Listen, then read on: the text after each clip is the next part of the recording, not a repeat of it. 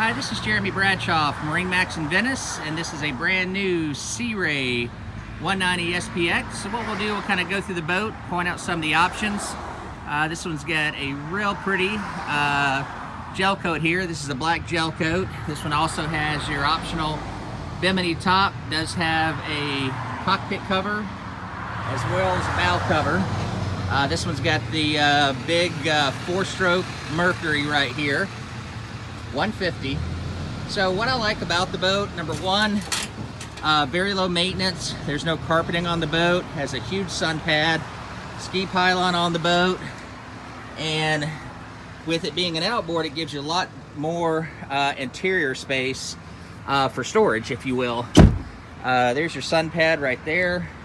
Very comfortable captain's chairs with high-rise seats here, so you can lean against it or sit on top of it.